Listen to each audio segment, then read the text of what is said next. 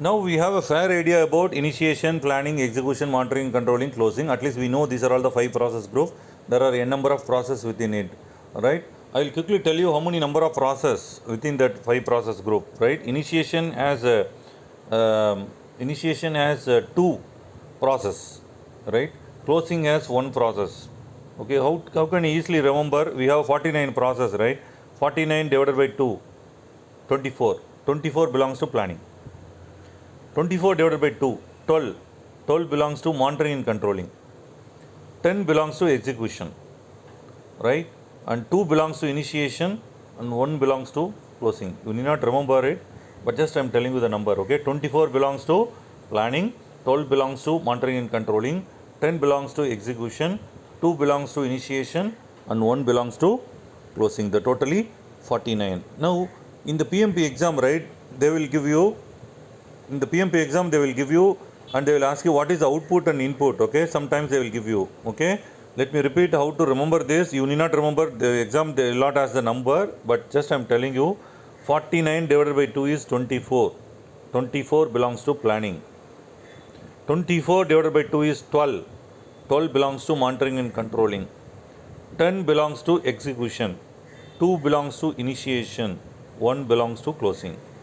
So you total it, you will get a 49 process. That's how easily you can remember how many number of process there within the each and every process group. But of course, they will not ask this question in the PMP exam, just for an understanding purpose. Now, how will I know a process is a initiation? How will I know the process is initiation? Or how will I know it is a planning? How will I know it is an execution? How will I know it is a monitoring and controlling? By look and feel, is there any commonalities, so that I know before even deep dive into that, by looking into the process, can I say that which process group it belongs to?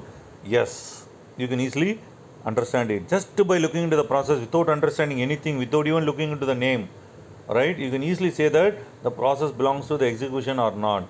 How can you say that?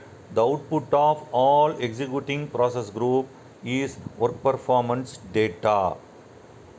What is work performance data? We'll talk about it shortly, right? The output of executing process is work performance data. So if you see any process, if the output is work performance data, then that process belongs to executing process group.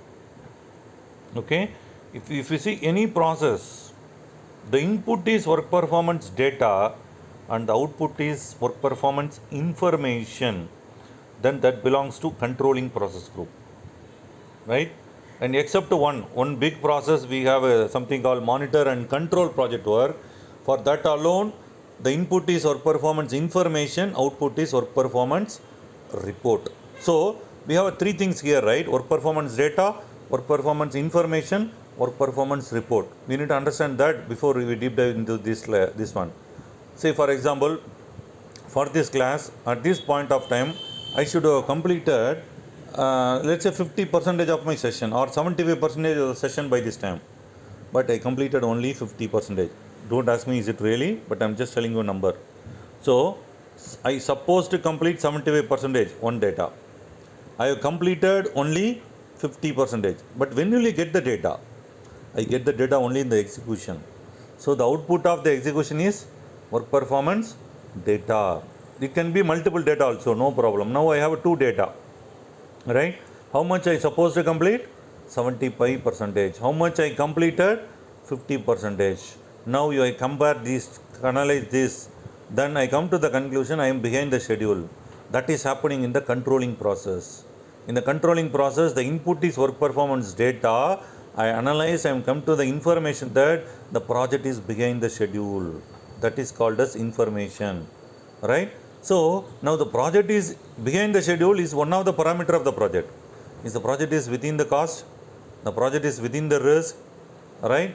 And the project resources are within the limit or control. Is there anything else is there? Like this, multiple information can be combined in order to create a report. Report is for the whole project, I will say red, green or yellow. Whereas information is coming from the, for a schedule I will get one information, scope I will get one information, quality I will get one information. Like this I will get a multiple information, I collate it, the whole project is red, green or yellow, because your senior managers will be interested in the whole project. If the project is behind the schedule or ahead of schedule, they'll say, Mowli, I appointed you only as a project manager, right? You manage everything. You tell me whether the project is in your control or not. See, they are using the word in control. Then I need to give them red or green or yellow. That is called as work performance report. So you have a data, and collection of the data is called as information. You have an information, and collection of information is called as report.